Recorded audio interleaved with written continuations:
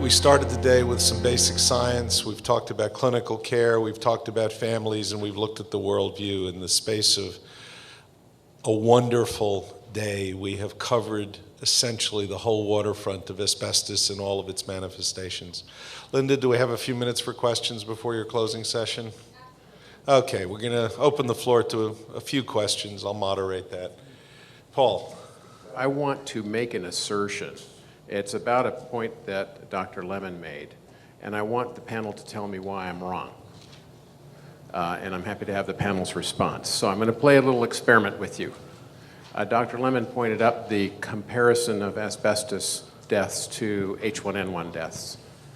I'm not sure that one's as valid a one as what I'm going to suggest to you. Let's pretend I got this envelope in the mail, and I opened it, and I found a white powder in it. In America, our thoughts over the past 8 years have probably turned to anthrax. We regulate anthrax. It's prohibited to be transported. It's heavily regulated in how it's produced and used. People are frightened to death of it, right? How many people have died of anthrax in the United States in the last 8 years? Not many. Anthrax and asbestos are both naturally occurring substances. They're both white powders. They're both easily transported. They're both easily extracted, actually. They're both easily carried on a person's clothing. They're both easily transmitted from person to person. One's illegal and you go to jail if you do anything with it. The other one we allow in our products. In fact, in some sense we subsidize it. So I once said to Senator Boxer, if I could come up with a way to make money on anthrax, could I put it into products? I didn't get an answer. I keep using that analogy, and I want to ask the question, why is that not a better analogy than H1N1? Paul, I would agree with you. That's a better analogy. I didn't think of it. You should have called me. But I think that one of the reasons that anthrax gets so much more attention is the immediacy of the effect as compared to asbestos, which doesn't have that immediacy.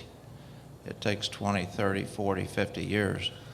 And I think that one of our speakers, I can't remember who, said that workers, I guess it was Jordan, workers go off and die after they're retired, and their fellow workers don't even know they died.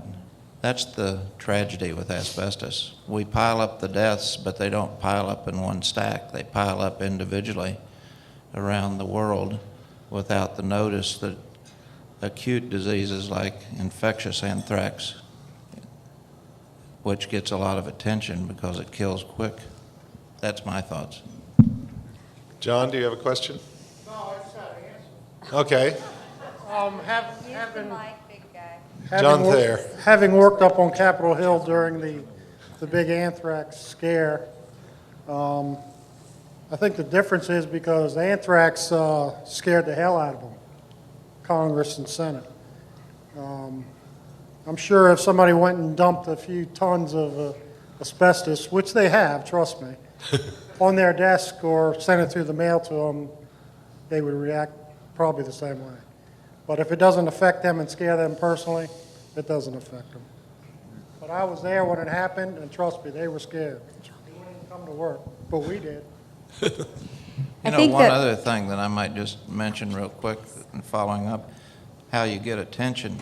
I worked with asbestos research for 10 years, and it didn't really get the national attention until the school children were getting talked about as being affected by asbestos. And it really took off around 1979, 1980, in my opinion, because of that. In all respect, I also think the fact that anthrax, once ingested, the death came on in how many hours? 72? It was immediate. And unfortunately, for many people in this room, obviously it didn't happen that way. So sorry for that. By the way, the presentations really were excellent. I think most of you know the work we do has a lot to do with media advocacy, and we made a little bit of history today. The AP picked up the conference, not on a human story, on the factual side. So congratulations. what we need to do is make sure that the story's out there all the time. And we just saw pictures, for example, from the earthquake in Chile. It wasn't very different with the hurricane, that went through the south. Katrina did the same thing to asbestos-laden buildings, but it doesn't get the same play. Again, this is a room of like-minded people who understand this issue. But these kinds of things happen everywhere the same way. And just because we happen to be in America and we don't use corrugated asbestos roof materials doesn't mean we don't have the same issue. For me, it's really very simple, and it comes back to one factor. It doesn't mean that there won't be 50 or 100 years of residue from the 43 million tons that Laurie told us the Americas have used in 108 years. But if we ban the future use of this material and bury the rest, as a good friend of mine in Israel once said, he tries to put everything in the size of a bumper sticker. And he figures if you can highlight it that way, it's Dr. Richter at the Adasa Medical School and School of Public Health, and he said, bury asbestos, not people. I just want to make a quick comment to the Please. panel. I didn't choose to become aware of asbestos, mesothelioma. Linda didn't choose this. Many of this room didn't choose this. And I want to personally thank the panel for the work you do. I don't know your personal stories, and I don't know what brought you to it, but as a patient, I want to thank you. That's it.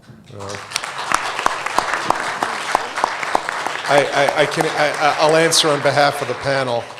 This has been an extraordinary group of colleagues that I've gotten to work with. We didn't choose it because of personal stories like most of you.